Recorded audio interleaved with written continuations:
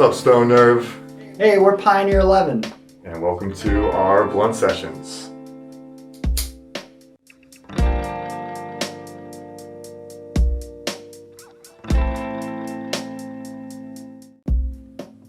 I'm Alex. And I'm Brian. We both make up Pioneer 11. We both make the music. I'm the brains. And I am the brains also. You can't have two brains. Pioneer 11 has really always been about like this mixture between like funk and melody, and it's just about like mixing guitars with synths and drum machines, and that hybrid kind of creates this sound that we've been practicing and experimenting for 10 years now. And we like to work in a sequence-based format, kind of like the space probe that we're named after.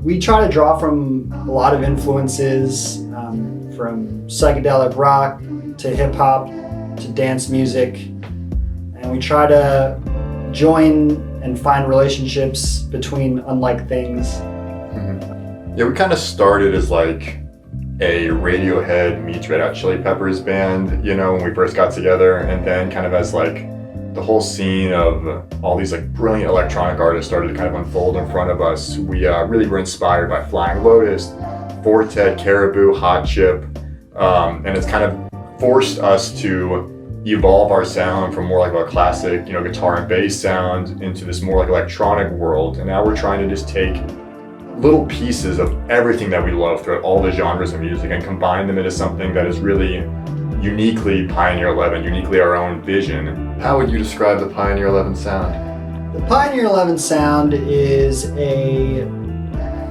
push and pull of the past and the future.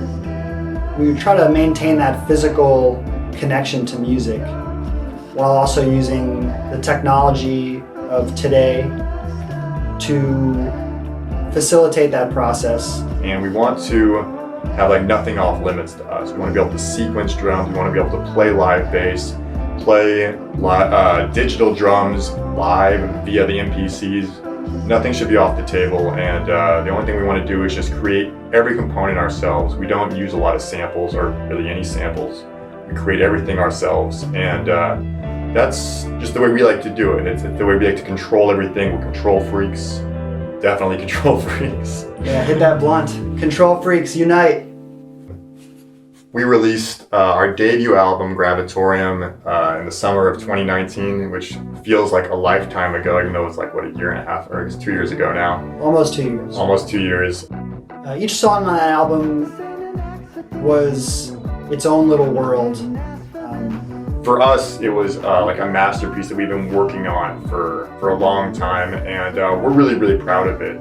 We released an EP last year called How Dare You. It was at the very end of the year, and it was our 2020 album, or our 2020 project, yeah. Apocalyptic album, which was sort of like an escape into an alternate reality. Yeah. Last year was hard for a lot of people. We had tons of plans for playing lots of live shows, but that didn't happen, and you just got to move forward and try to embrace the freedom that change can bring, even if it's not always the change you're hoping for. One of the big things that happened during the pandemic is we started a collaboration with a rapper named Bryson the Alien. He's up in Portland. It was a completely remote kind of situation. He basically just took a whole bunch of beats that we've been making forever. He rapped over all of them in like a week or two, made a full album worth of materials that we've been refining and editing since then.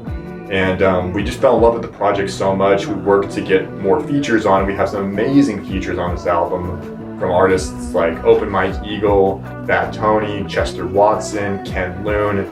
We're really excited about it. We've been in Los Angeles this whole time, and we have found our community and family here. Our label, POW Recordings. Shout out to Jeff Weiss. Shout out Jeff. But at the same time, like, we are introverts, and we met on the internet. We met Bryson on the internet. We still haven't met him in person, but we Hopefully have soon. been collecting, I think, like-minded people. The How Dare You EP cover art is made by this great Argentinian artist, DeliriaVision. And the Gravitorium cover art is made by a great visual artist based in Montana, Bruns. This is No J, if you want to check that out. Yeah, we're collaborating with this really awesome visual artist in Turkey right now also. The internet has just unlocked the whole world to us, and we're able to collaborate with people we never would have been able to previously. As we're lining up this blunt, we're gonna, just go through a little bit of our gear. The setup is uniquely ours. We really developed it. Look at the science experiment. And it's this rig that just allows us to loop everything in real time. And it's how we make literally 100% of the stuff that you hear from us is made via this looping rig. We create ideas this way. We think that there's something special about playing it out live. A lot of artists, sequence their drums, and there's such cool stuff made that way. But for us, we want to play it live. We want to play the drums out live. We want to play the keyboard part out live. And that's just part of the way we like to do it. It's kind of us trying to stay true to the roots of music. And what makes it special is just that live performance element. We love using the MPCs for drums because you can really beat up on them. Yeah. And that's sort of like what we like to do with, our guitar and our bass. They're meant to be played with, velocity. And we think that emotional connection comes through. What do you enjoy most about being a musician? This is one of my favorite questions, actually, because I get real deep with it for no reason other than I just like to get deep with certain things. But I love music because it is magical in a way that I feel like nothing else is. We're kind of logical, scientific-minded people, but music is something that I feel like defies explanation past the point, and it's just every day we can come in, we can make something completely new. The possibilities are endless, and it's like we're always searching for something that we never quite find. And that is really exciting to me, that no matter how many times we do this, it will be something different over and over and over again. It's the journey. Yeah, it's the journey. It's the journey. And the limit is the limit of your imagination. There's a real freedom to making music that I haven't really been able to tap into in many other ways. There are downsides, there's right? downsides. Right? It's not a, it's not a paradise. And the downsides are the industry, the fucking music industry. Everyone complains about the industry, and honestly, that argument has changed depending on what point in time you're in the industry. But I think our current struggle with the industry is how in our lifetimes we've watched the whole human curation networks that have been in place for a lot of years have been slowly just replaced with algorithms. And we find ourselves in a weird position where we feel like we need to appease the algorithms, and it's it's got us feeling like we're in Skynet reality, and the robots have already taken over. I think that's what the internet has done with everybody, really. It's brought us together and it's pulled us apart, and we're still trying to figure out how to navigate it. And it's a double-edged sword. Yeah, definitely, definitely. This blunt's just about done, or it is done. It's done. It's so. But we just want to say thank you to Stone Nerve for making this happen for us. Yes, human curation. Yeah.